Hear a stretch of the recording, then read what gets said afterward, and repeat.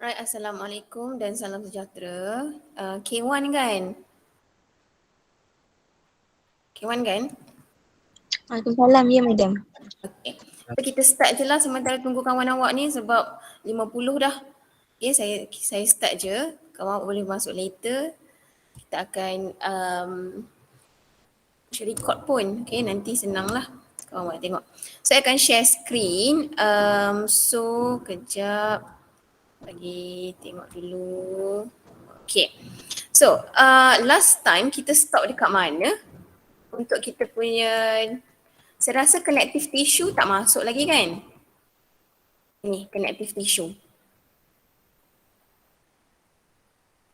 Dah ke connective tissue?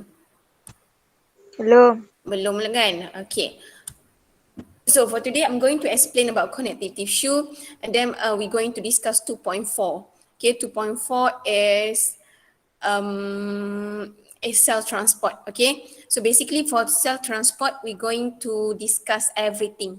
Okay, but for connective tissue, for 2.3, cell are grouped into tissue. I'm just going to discuss surface only. Okay, so connective tissue is the one that protects, support the body and internal organs. So we have three types of connective tissue. The first one is compact bone. Okay. Second is hyaline cartilage. Number 3 is blood. Okay. So we're going to take a look at what is compact bone. Okay. For compact bone, compact bone is our bone. Okay. Compact bone. Okay. Compact bone, what are the structures in the compact bone? First, we have osteon. Okay, osteon. Osteon has concentric layers of mineralized matrix. So this is osteon. Okay, if you refer to this diagram, that is osteon. And then we have central canal. Central canal is the one, it's like a hole in the middle. Okay, that is central canal. And that inside the central canal, it's contained of blood vessel and nerve. Okay, it contains our blood vessel and nerve. And also it has matrix. Okay, our compact bone is also has matrix that made up from hydroxyapatite and collagen. Okay, hydroxyapatite and collagen. Okay, and it also have Volkmann's canal. Okay, Volkmann's canal. Central canal and Volkmann's canal are two different things. Okay, Volkmann's canal is the one that connect the central canal of adjacent osteon to each other. So this is central canal. Okay, this is central canal, this is central canal. So siapa yang joinkan, siapa yang connectkan dua central canal tu? Volkmann's canal yang connectkan. Okay, yang tengah dalam ni. Okay, dalam ni ada blood vessel. And then it also has lacuna or lacunae.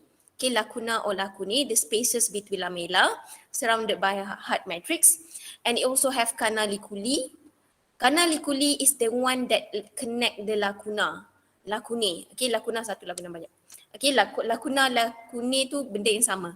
Okay, siapa yang connectkan antara lacunae ni, antara lacuna ni? Canaliculi. Okay, so what is the function? To allow the supply of nutrient for osteocyte. Okay, to allow supply of nutrient for osteocytes. And it also has the matrix. Okay, and osteocyte is the bone cell. Okay, osteocyte is the bone cell found in lacunae. And osteoblast is the bone forming cells. Okay, so these are the structures that you need to know. I'm just going to surface. Okay, in tutorial you're going to discuss further. Okay, apa itu setiap satu function, apa itu setiap satu structure. Okay, so what is the function of the compact bone? Give body shape. Okay, give body shape and provide framework for support, protect the internal organs, provide surface for attachment of skeletal muscle, and act as a reservoir for calcium and phosphorus. Okay, that's why we need to, if we want to grow taller, okay, we will need a lot of calcium. Okay, kita akan banyak minum susu. Okay, kalau kita nak membesar, nak tinggi contohnya. Okay, it also act as site for blood cell production. in the bone marrow. Okay, dia juga sebagai blood cell production in the bone marrow. Okay, that is compact bone. And then we go to the next connective tissue, which is hyaline cartilage. Kena tulis. Okay, hyaline tu kena tulis. H huruf besar, C huruf besar. Hyaline cartilage. Okay, so hyaline cartilage ni dia ada apa? Okay, cartilage ni cartilage ni dia duduk dekat kita punya, mana cartilage? Dia duduk dekat telinga, dekat hidung kan, antara bone, antara bone dengan bone. Okay, kita ada cartilage. Okay, so hyaline cartilage ni dia ada apa? Dia ada lacunae. Dia pun ada lacunae. Okay, lacunae. Tapi the lacunae is not interconnected. Okay, kalau awak tengok gambar ni, lacuna dia tak connected. Macam compact bone tadi, lacuna dia connected by canaliculi. Okay, kalau untuk hyaline cartilage, the lacunae is not connected. Okay, and the lacunae is surrounded by capsule. Okay, the lacunae is surrounded by capsule. And it also has chondroblast. Okay, chondroblast is the cartilage cell. Okay, later become chondrocyte. Okay, located in lacunae. The matrix, okay, the matrix of this one, okay, the pink color. Okay, the matrix of hyaline cartilage is called as chondrine. Okay, is called as chondrine. And that chondrine is composed of chondroitin sulfate and collagen. Okay, chondroitin sulfate and collagen. Kalau untuk compact bone tadi, matrix dia ada juga nama dia, composed of apa. Okay, so siapa yang hasilkan matrix ni? Chondroblast. Okay, chondroblast. Chondroblast yang hasilkan matrix. Okay, the matrix is secreted by chondroblast. Okay, the cartilage cell. So that is hyaline cartilage.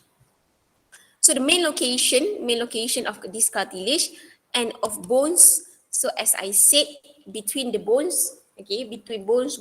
So this is hyaline cartilage. And then at the nose, air passage of the respiratory system and parts of the ear. Okay, parts of the ear kita ada cartilage. Okay, function to keep the trachea bronchi open. It covers the end of bones to reduce friction. Okay, to reduce friction between joints during movement. That's why if you go to pharmacies, ada ubat yang tulis chondroitin sulfate. Okay, chondroitin sulfate. Okay, ada ubat, ada pil yang untuk tambahkan cartilage. Okay, untuk tambahkan cartilage dekat bone kita. Sebab tu bila cartilage ni makin lama, makin kita tua, cartilage tu akan berkurang. Bila berkurang, sebab tu lah ada sakit lutut tu. Okay, sakit lutut. Okay, sakit lutut lah selalunya. Orang tua ni selalu sakit lutut. Sakit lutut tu disebabkan dia punya cartilage tu dah berkurang. Bila dah berkurang, dia punya friction tu antara bone tu akan tinggi lah. Okay, akan tinggi. Okay, sebab itulah ada some of pharmacy yang ada jual chondroitin sulfate. Pil chondroitin sulfate. Okay, untuk makan. Untuk tambahkan hyaline cartilage. Alright, number 3, it form the skeleton of the embryo in many bony vertebrates. And also, it can be found in cartilaginous fish. Okay, contoh dekat shark and ray. Okay, stingray, ikan pari dengan shark. So that is hyaline cartilage. Okay, untuk blood ni awak dah belajar daripada form 3. So saya tak pergi go through lah. You dah tahu. Lepas tu nanti mungkin awak akan discuss dalam tutorial. Okay, untuk blood ni. Sebab saya nak masuk 2.4. Okay, 2.4 ni lagi penting. Okay, nanti 2.4. Saya nak masuk plant tissue. Okay, yang lain ni yang nanti awak nanti dalam tutorial awak akan discuss lah pasal blood. Okay, mari untuk 2.4 untuk plant tissue. Okay, kita ada meristem tissue, permanent tissue. Okay, yang penting adalah apabila kita tahu pasal ini. Parenchyma, Sclerenchyma. Vascular tissue kita ada xylem, Okay, we have xylem and we have phloem. Okay, so we're going to take a look at parenchyma first. Parenchyma, what you need to know is the cell structure. Okay, cell structure and shape. So as you can see, this is parenchyma. The parenchyma is made up of thin primary cell wall, and that cell wall is made up from cellulose, hemicellulose, and pectin. Okay, parenchyma. There is no secondary cell wall. Okay, nucleus is pushed to periphery. Okay, periphery. Maksudnya nucleus tu dia akan duduk dekat tepi. Kenapa dia ditolak pada tepi? Sebab dia ada large permanent vacuole. And parenchyma, it has intercellular airspace. Okay, this one. This is intercellular airspace. What is the function of cellular airspace? It will allow gaseous exchange. Okay, so bila dia ada airspace, dia akan allow gaseous exchange. Okay, that is parenchyma. You need to know about structure and also the functions. Okay, function awak kena tahu. Saya tak pergi saya pergi pada Sclerenchyma terus. Sclerenchyma is the living cell. Okay, Sclerenchyma is living cell, polygonal shape, elongated with tapering ends. So dia adalah living cell, polygonal shape, elongated with tapering ends. Okay, it's almost the same. Sclerenchyma is almost the same as parenchyma. Okay, but the primary cell wall is thicker. Okay, the primary cell wall is thicker. Okay, dekat sini. Dia punya primary cell wall tu thicker. And dia tebal sikit. And especially, dia akan tebal dekat corner. Okay, dekat corner. Dekat juru-juru dia, dekat edge dia tu, okay, dia akan tebal. Dia punya cell wall tu akan menebal. Sama juga, the cell wall is made up from cellulose, hemicellulose and pectin. The cell arrangement is closely packed. So kalau kita tengok gambar ni, dia punya arrangement tu closely packed. Bila closely packed, okay, bila dia duduk dengan rapat-rapat, dia tak ada intercellular airspace. Okay, no intercellular airspace. Alright, it has no secondary cell wall. Okay, no secondary cell wall, no intercellular airspace, no secondary cell wall. Okay, alright, that is the function. And then we also have Sclerenchyma. Where is it? Sclerenchyma. Yeah, Sclerenchyma. This is Sclerenchyma. Sclerenchyma, it is the only plant, okay, a plant tissue that has secondary cell wall. Okay, between parenchyma, collenchyma, and Sclerenchyma. Sclerenchyma is the only tissue that has secondary cell wall, and that secondary cell wall is thickened by lignin. Okay, thickened by lignin. Dia punya cell wall tu diperbuat daripada lignin. And lignin tu sangat-sangat kuat. Okay, sangat-sangat kuat.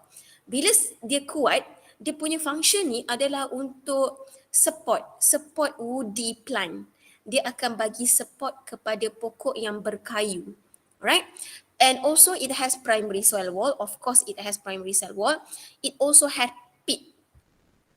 Pit is macam ada ruang kosong tu kan. Okay, that is pit.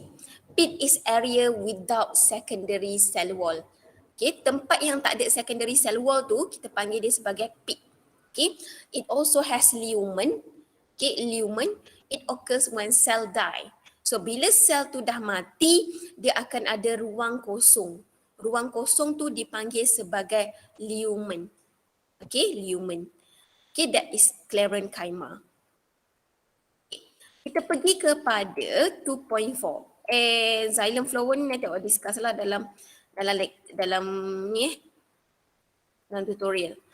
Okay, saya pergi pada 2.4. 2.4 cell transport. Okay, 2.4 adalah cell transport. Ini adalah objektif kita. Kita akan discuss semuanya. Okay, overview the various transport mechanism across the membrane. Explain the various transport mechanism across the membrane. We have passive transport, simple diffusion, facilitated diffusion and osmosis. Active transport, sodium potassium pump, and bulk transport. Okay, it's just a revision for you. Okay, tapi mungkin ada benda-benda baru lah yang akan awak belajar. Alright, wait. Okay, this is just overview. Okay, overview of movement of molecules or substances in and out of the cell. So we have passive transport down the concentration gradient. Okay, active transport against the concentration gradient. Okay, against concentration gradient maksudnya from high concentration to low concentration. From low to high. Okay, kalau passive transport, down the concentration, high to low. Kalau active, low concentration to high concentration, against the concentration gradient. Okay, passive transport, we have diffusion, facilitated diffusion, and osmosis. Active transport, we have sodium potassium pump. Okay, move into the cell, and then we have, then we have bulk transport. Bulk transport adalah transport yang melibatkan kuantiti yang banyak, large quantities. Okay, large quantities. So bila large quantities ni, bila large quantity tu bergerak masuk ke dalam sel, kita panggil dia sebagai endocytosis. Bila move out, kita panggil exocytosis. Ingat exit. Okay, exit keluar. Okay, so dia exo, out. Okay, and the endocytosis, kita ada dua. It can be subdivided into two. It has large solid particles, food and bacteria, and it also have dissolved materials. Kalau dia makan, kita panggil dia sebagai phagocytosis. Kalau dia minum, kita panggil dia sebagai pinocytosis. Okay, dua benda yang berbeza. Okay, kita pergi tengok passive transport. Kita tengok dulu kepada diffusion. Okay, kita tengok kepada diffusion. Apa maksud diffusion ataupun simple diffusion? Okay, so this is definition. Okay, kena tahu. Bila kita underline, bila kita boldkan, maksudnya awak kena hafal sebiji macam ni. Okay, dia adalah keyword. Okay, ini adalah keyword. Okay, keyword untuk definition. So what is simple diffusion? Simple diffusion is a movement of molecules down its concentration gradient. Okay, movement of molecules down its concentration gradient. Okay, without in bracket, without using energy, through a selectively permeable membrane until equilibrium is reached. So when molecules, okay, what is the example of molecules that can pass through the membrane? Okay, dia boleh lalu macam tu saja. Okay, it involves small, non-charged and hydrophobic molecules. Okay, molekul yang kecil, yang tak ada charge, yang hydrophobic. Okay, hydrophobic maksudnya adalah lipid soluble. Dia boleh melalui plasma membrane macam tu saja. Contohnya macam ni lah. Okay, dia boleh melalui macam tu saja. Okay, melalui plasma membrane tanpa ada masalah. That is simple diffusion.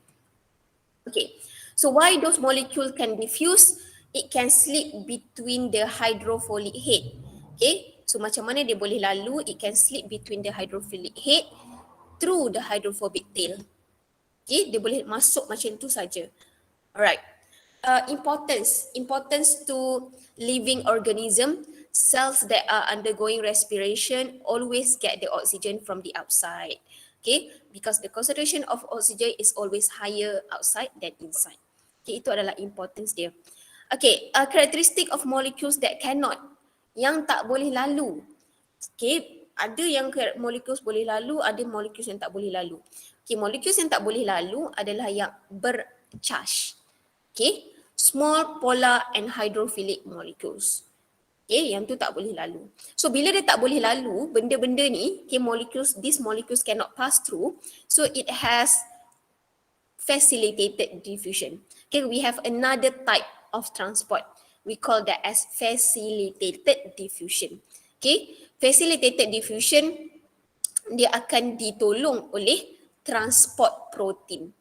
Okay, transport protein yang melibatkan sama ada carrier protein ataupun channel protein. Spelling salah, nanti saya betulkan. Salah, channel bukan je macam tu. Okay, so definition, facilitated diffusion is a movement of charge, polar or hydrophobic molecule down its concentration gradient, down its concentration gradient without using energy or ATP through a selectively permeable membrane aided by transport protein until equilibrium is reached. So bila facilitated diffusion, awak tak boleh mention, you cannot just write movement of molecules. Salah. Okay, you must write movement of what type of molecules. If you just write movement of molecules, that will be general. Okay, that will be general. So you must write movement of apa? Molecules yang macam mana? Charge, polar, hydrophobic, down its concentration gradient. Okay, without using energy, aided by transport protein until equilibrium is reached. So how these charged molecules, the polar molecules, the hydrophobic molecules move by the transport protein, they will bind, to carrier protein or move through channel protein. Okay, kalau dia melibatkan carrier protein, dia akan bind. Kalau untuk channel protein, channel ni macam laluan saja. Dia hanya akan lalu. Okay, lalu. So solutes that bind to carrier protein adalah polar molecules, such as glucose and amino acids. Solutes that move through channel protein adalah, most of them adalah charged molecules. Okay, ada gambar tak? Yes, yang ni. So ini dia move through channel protein. This will be bind to carrier protein. Okay, kalau dia bind to carrier protein, contoh adalah glucose, amino acids. Okay, kalau channel protein, mostly adalah charged ions. Okay, charged ions. Okay, kenapa dia tak boleh pass through? Okay, because they are lipid insoluble molecule. Okay, they are lipid insoluble molecule. Dia tak boleh melalui fosfolipid ni. Tak boleh. So bila tak boleh, dia perlukan transport protein. And that transport protein sama ada channel protein ataupun carrier protein. Okay. Alright. Then we move on to the next one, osmosis. Okay, osmosis. Osmosis is movement of water molecules. Okay, sebab osmosis kan, so dia melibatkan water saja. Okay, movement of water molecules from higher water potential region to lower water potential region across a selectively permeable membrane until equilibrium is reached. Okay, so that is the definition of osmosis. If you notice in this definition, you cannot write from higher concentration region. Tak. Kalau untuk osmosis kita tak guna higher concentration. We use higher water potential region. We use this one. Higher water potential region to lower water potential region. Okay, and aquaporin here, aquaporin is the region, sorry, it's not the region. Aquaporin is the channel for water. Okay, channel for water. Okay, alright. So that is osmosis. Okay, that is osmosis. Movement of apa? Movement of water molecules. From where to where? From higher water potential region to lower water potential region, across a selectively permeable membrane until equilibrium is reached. Okay, so higher water potential region ni, berapa tingginya berapa nilai yang paling tinggi untuk water potential? Nilai yang paling tinggi untuk water potential adalah kosong. 0 kilopascal kPa. Okay, atau megapascal. Paling tinggi, contoh air kosong kan, air kosong yang ni. Yang tak ada apa-apa solutes, okay, air kosong, air mineral kosong, air kosong lah.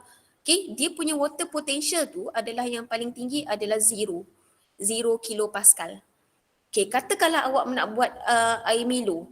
Awak dah ambil air panas ni, awak nak buat air Milo. Awak letak Milo dalam tu. Contoh, okay, awak letak Milo dalam tu. Setengah orang letak air dulu, baru letak Milo. So, bila awak dah ambil air panas, 0 kilopascal.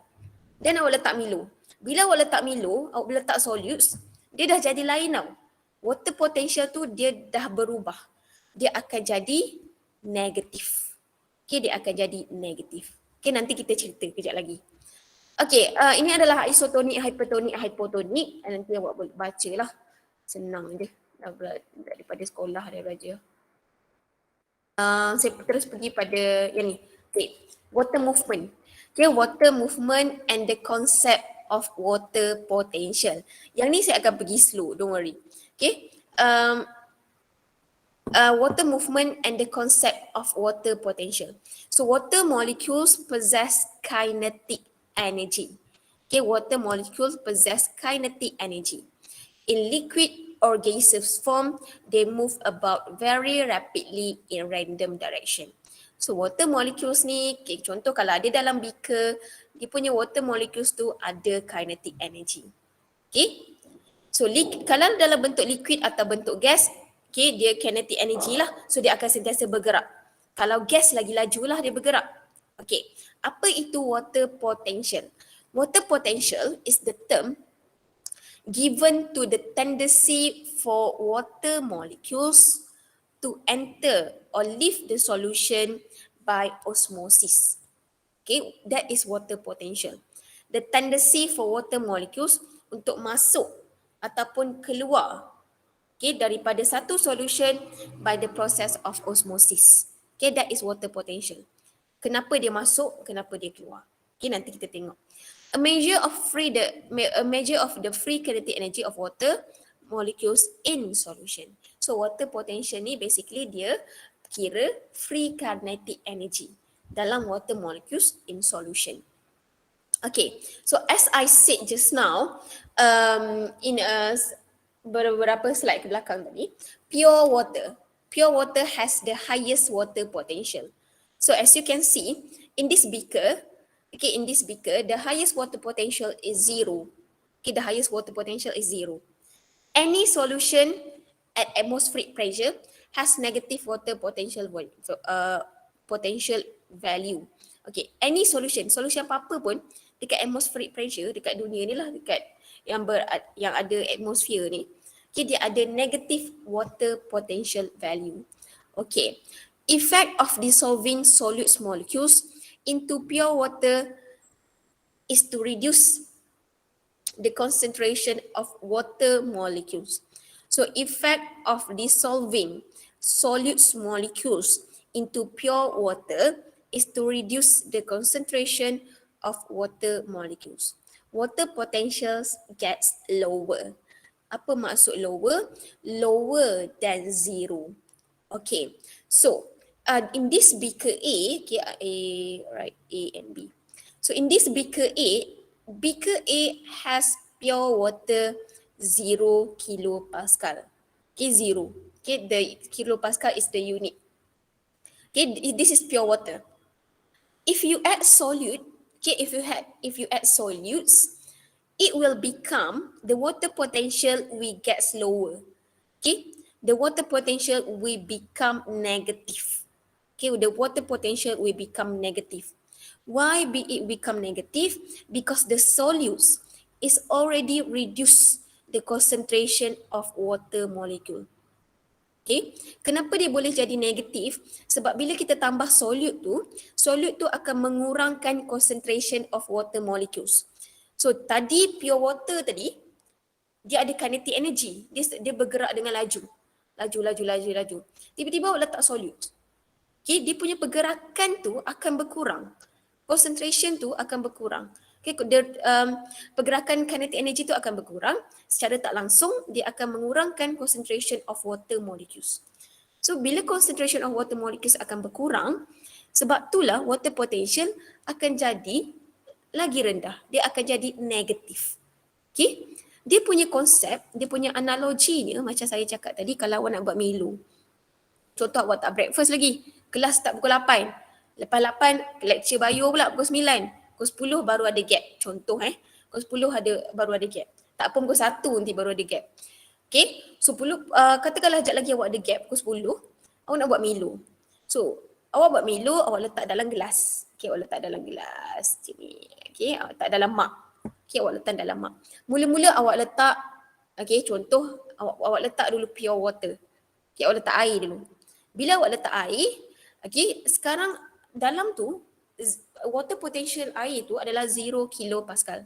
Okay, bukan tiba-tiba, lepas tu awak nak buat Milo kan, so awak letaklah Milo. Awak letak Milo. Bila awak letak Milo, Milo tu adalah solid. Bila awak letak Milo, water potential tu akan jadi negatif. Okay, negatif. Contoh katakanlah dia akan jadi negatif 10. Okay, negatif 10. Lepas letak Milo, letak lagi solus, awak letak lagi susu. Okay, susu kat manis tu. Lagi jadi negatif. Mungkin jadi negatif 25. Okay, dia jadi berkurang. So concentration tu, air tu yang tadi pure tadi, makin lama dia akan jadi Milo. Okay, makin lama dia akan jadi Milo. Bukan lagi air yang pure lagi dah. Okay, itu konsep of water potential. Okay, so water, okay, sekarang ni kita tengok pergerakan air pula. Dia cakap osmosis punya definition adalah water diffuse from region of high water potential to a region of lower water potential. Itu maksud, itu water punya definition. Water potential punya definition, osmosis punya definition. Okay, air akan bergerak daripada high water potential kepada lower water potential. So, contoh kalau kita tengok yang sini A, sini B. Okay, ada dua condition. Condition A, condition B. So, ini adalah C, ini adalah D, ini adalah C, ini adalah D. So, kalau you tengok, C ni adalah pure water. 0 kilopascal. Solution ni adalah negatif. Okay, yang bahagian D ni adalah negatif. Okay, bahagian D tu adalah negatif. Maksudnya solution tu dia bukan lagi pure. Okay, ini air panas, C ni air panas, ini adalah Milo. Contoh.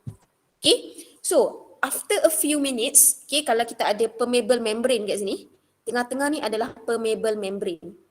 After a few minutes, you're going to see that in beaker D, okay, inside D, okay, in this region, the level of water will become higher. Okay, the level of water will become higher. Kenapa? Sebab air akan bergerak from high water potential. Okay, water will diffuse from high water potential to low water potential. So pergerakan air akan bergerak daripada region yang tinggi kepada region yang rendah. Boleh ke setakat ni? Faham tak? Yang lain? Boleh ke? Faham. Boleh Okay. Mungkin dalam tutorial nanti akan discuss lagi details lah. Okay, saya cerita konsep saja. So air ni, okay, kalau you tengok, mana dia? Daripada 84, 85 seorang je faham. Okay, saya cerita balik So air ni akan bergerak daripada region yang tinggi, okay, region yang ada high water potential kepada region yang ada low water potential. And kita dah cakap water potential yang paling tinggi adalah 0 kilopascal. So sekarang ni air nak bergerak kepada mana? Sini ke arrow A ke arrow B? Arrow A ke arrow B? Arrow A ke arrow B? Kelas? A.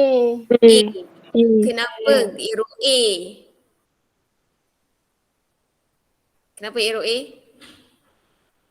kat water tu ada lagi high potential water, apa? Dia punya potential water lagi tinggi daripada negatif tu. Betul, pandai. Okay, sebab sebelah sini ni, dia punya water potential lagi tinggi. So, dia akan bergerak lagi tinggi kepada yang lagi rendah. So, dia akan jadi macam ni. Okay.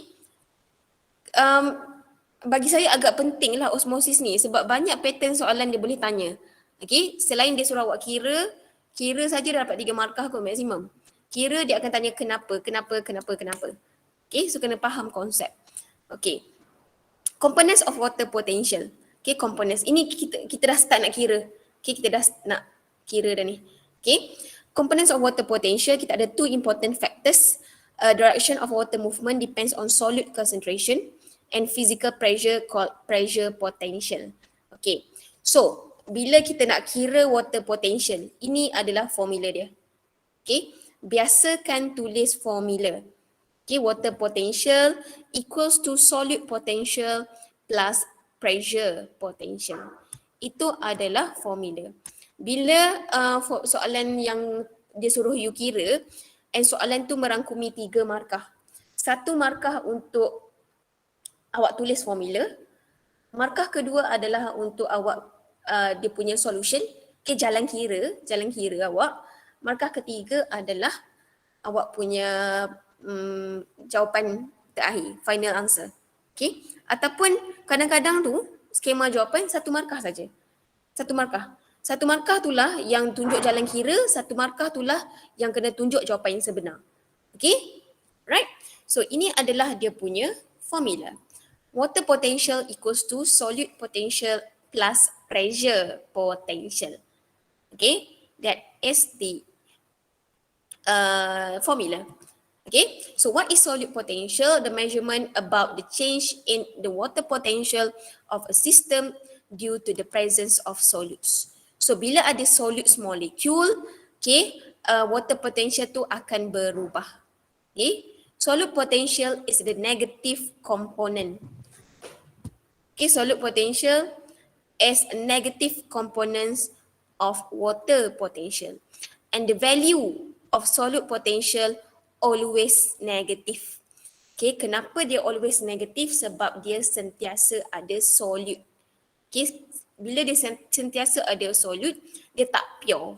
Okay, dia tak pure. Dia dah tercemar, tapi dia tak pure lah. Dia tak suci lagi. Okay, so dia always negative. A cell or solution contain a lot of solutes. Okay, a cell contoh plant cell. Plant cell ada solute. So dia always negative, dia punya solute potential. Okay. Okay, apa dia nak cerita pasal pressure potential. Okay, pressure potential, if a pressure is applied to pure water or to a solution inside a partially permeable bag, water potential increases. Okay, hydrostatic pressure to which water is subjected is called pressure potential. So hydrostatic pressure di mana water, okay, is subjected is called pressure potential. In most cell, okay, for example in turgid plant cell, the pressure potential is positive. Okay, the pressure potential is positive. Okay, so as water diffuse into plant cell, solute in the cell sap makes solute potential become lower. Okay, apabila air, okay, air masuk ke dalam plant cell, okay, air masuk ke dalam plant cell, solutes in the cell sap make the solute potential will become lower, makin negative. Okay, so what happen is cell contents will be expand. Okay, cell contents will be expand, and then it will cause the plasma membrane to press against the cellulose cell wall, causing a pressure. Okay, disebabkan dia ada cell wall, dia tak meletup dia tak burst lah. Okay, so what happen is the cell wall will develop an inward pressure to resist the influx of water. So cell wall ni akan hasilkan satu pressure potential untuk resist the influx of water. Okay, itu adalah konsep pressure potential. Okay, so kalau kita tengok example soalan, okay, example of question, Okay, satu soalan je kita tengok. Nanti kita tengok yang lain. Awak nak tutorial awak tengok yang lain. Okay. Plant cell A has solute potential negative 300 kilopascal. A pressure potential of 200 kilopascal. Okay. Macam mana? Okay, kejap Okay, plant cell A, okay, sel A kita ada negatif 300 kilopascal solute potential. Okay, solute potential. And pressure potential 200, ya Allah, kilopascal. Ini A. Okay. Lying next to it is plant cell B. Okay, sebelah dia ada plant cell B yang ada solute potential negatif 400. A pressure potential of 100. Okay, use the water potential equation to predict direction. Dia tanya direction. So sel A ni berapa dia punya water potential, sel B berapa dia punya water potential. Kira guna formula. Okay, so kalau sel A water potential dia berapa? Berapa sel A punya water potential? Negatif 100. Negatif 100, pandai. Kalau B? Negatif 300. Negatif 300 kilopascal. So air akan bergerak daripada mana ke mana? A ke B ke B ke A? A to B. A to B. So sel akan bergerak daripada A to B. Yang mana satu antara value ni, mana satu dekat dengan zero? Awak fikir macam tu je. Yang mana satu dekat dengan zero? Negatif 100 lah dekat dengan zero. So air akan bergerak dari A ke B. Okay, nanti try buat soalan ni dalam tutorial. Okay, kita pergi kepada active transport. Okay, active transport. Sikit lagi. Okay, active transport, the definition is movement. Okay, movement of ion or molecules. Okay, movement of ion or molecules across the plasma membrane against its concentration gradient. Okay, movement of ion or molecule across the plasma membrane against its concentration gradient. Okay, itu dia punya definition. Example yang kita belajar dalam syllabus adalah sodium potassium pump. This sodium potassium pump, it involve carrier protein. Okay, carrier protein. Okay, bila dia melibatkan carrier protein, okay, sodium potassium pump, sodium potassium, of course dia akan melibatkan sodium and potassium. Okay, berapa 3 sodium? 3 sodium bergerak keluar, 2 K plus bergerak masuk. 3 sodium keluar, 2 potassium masuk. Kenapa ada sodium potassium pump? To maintain low sodium and high potassium inside most animal cell. Okay. Alright, so this is sodium potassium pump. Okay, so first what happen is 3 sodium ion, 3 ni kita nak bawa keluar kan. Okay, 3 ni kita nak bawa keluar. So ini bahagian dalam. Ini bahagian luar sel. Okay, so first 3 sodium ion bind. Okay, kenapa gariskan? Sebab itu term yang kita kena guna. Kita tak boleh tulis attach ataupun selain attach apa?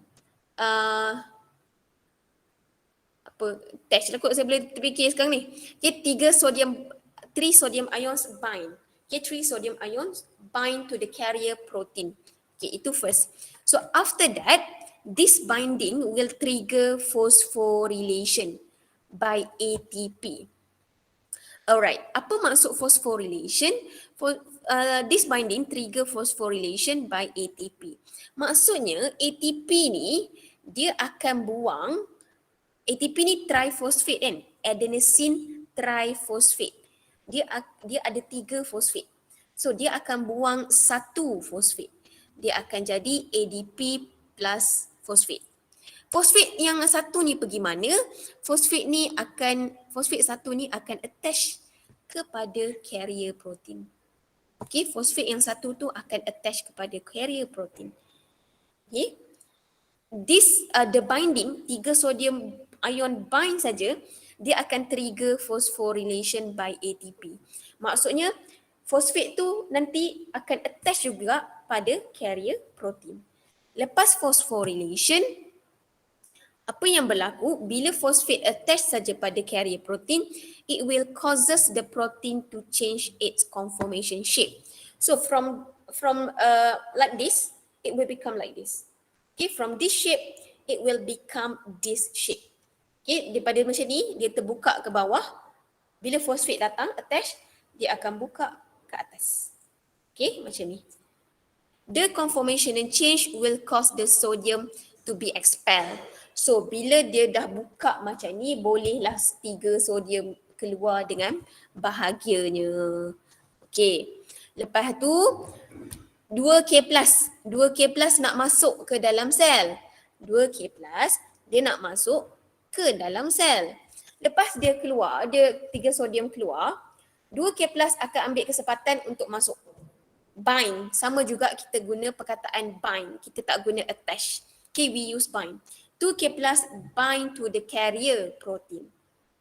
Okay, so after it bind, same thing happen, K+ binding trigger dephosphorylation. Bila K+ datang, fosfat ni akan di-remove. Okay, dia akan di-remove. Dephosphorylation ni maksudnya adalah kita buang fosfat. Kita buang fosfat. Protein tu buang fosfat. Okay, itu dephosphorylation. Protein tu tambah fosfat. Itu adalah phosphorylation. Protein buang fosfat, dephosphorylation. Protein tambah fosfat, phosphorylation. Okay, so K+ bind, it will trigger dephosphorylation of protein. Okay, then what happened? So the loss of phosphate group restore the protein to return to its original conformation. So bila protein tu dah keluar, bila fosfat tu dah keluar, terbuka macam ni, dia dah terkeluar, dia akan buka balik macam ni. Okay, dia akan balik kepada dalam bentuk asal.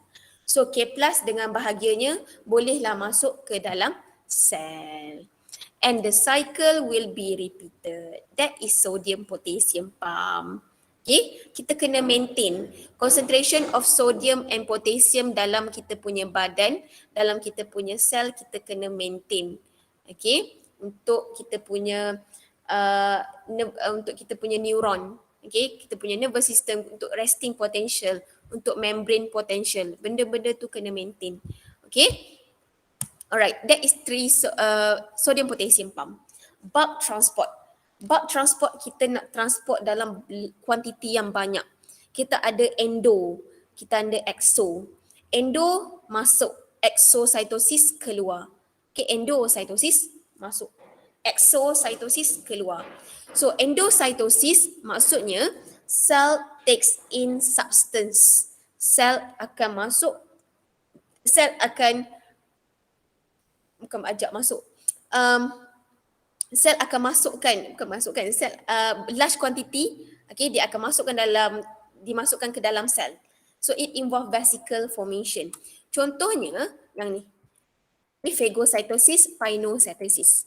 Okay, kalau kita tengok phagocytosis ni, okay, cell will be ingest. Okay, cell will ingest solid particles, solid food. Okay, dia akan makan solid food ataupun solid particles. And that process is due to invagination of plasma membrane. Okay, invagination of plasma membrane. And then the membrane will pinch off and then it will form vesicle. Okay, yang ni dia akan form vesicle. Okay, plasma nampak je makanan. Okay, macam kita lah, macam saya lah kot, nampak je makanan, saya akan pergi kat makanan tu. Saya akan makan, macam mana saya boleh makan? Dengan plasma membrane tu lah. Plasma membrane kan fluid mosaic model. Okay, dia fluidity, dia berfluid, so dia boleh gerak-gerak. So dia akan makan. Bila dia makan-makan, dia akan engulf. So dia akan membentuk dia akan membentuk vesicle. Okay, kalau dia makan solid food, okay, solid particles, dia akan makan food, kita panggil dia tu sebagai phagocytosis. Kalau pinocytosis ni refer kepada dissolve solid food yang dah dissolve ataupun fluid, cecair ataupun solid yang dah dissolve. Contoh yang ni, dia dah dissolve ataupun cecair. Sama juga dia akan makan. Plasma membrane akan makan, tak makan, kita bagi minum. Dia akan minum, dia akan form vesicle. And that is pinocytosis. Okay. Nanti awak baca yang ni, nanti bukan baca, awak akan discuss dalam tutorial lebih detail. Okay. Example adalah phagocytosis. Phagocytosis by foreign substance like bacteria by phagocytosis. Okay. White blood cell kan, kita punya white blood cell contohlah. Kalau white blood cell tu, okay, dia akan sentiasa bergerak. Okay, dia akan bergerak untuk cari foreign substance. Okay, untuk dia engulf. Okay, untuk kill the bacteria by phagocytosis. Ada siapa-siapa pernah tengok anime Cell at Work tak? Cells at Work. Ada tak tengok? Pernah.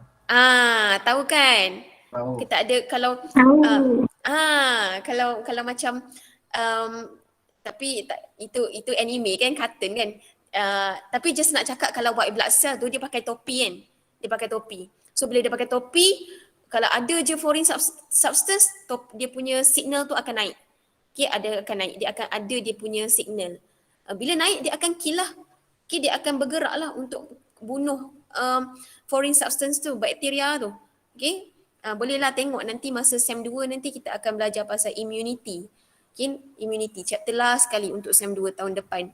So bolehlah tengok Cell at Work. Menarik lah cerita tu. Anime. Sorry, bukan cerita, anime. So, alright. Pinocytosis, cell drinking. Cell tu minum. So bila dia minum, dia tak melibatkan macam mana dia tak melibatkan lysosom. Dia tak melibatkan lysosom. Kalau untuk phagocytosis, dia melibatkan lysosom. Sebab dia besar. Dia ingest solid particles. Okay, dia makan solid particles. So bila dia makan solid particles tu kena hydrolyze. Siapa yang hydrolyze? Lysosom. Tapi kalau pinocytosis ni, dia dah dissolve. Material tu dah dissolve. Okay, tak perlukan, dia dah jadi kecil. So dia tak perlukan lysosom lah. Okay, does not involve lysosom. So ini adalah pinocytosis. Reabsorption of amino acids by the proximal tubule in the nephron. Okay, tak ada. Okay, reabsorption of the amino acid by the proximal tubule in the nephron. Adalah, tengok kita belajar. Exocytosis, exo, keluar. Okay, exo keluar. Exocytosis, exocytosis. Okay, vesicle or vacuole with cell surface membrane and the contents are released outside the cell.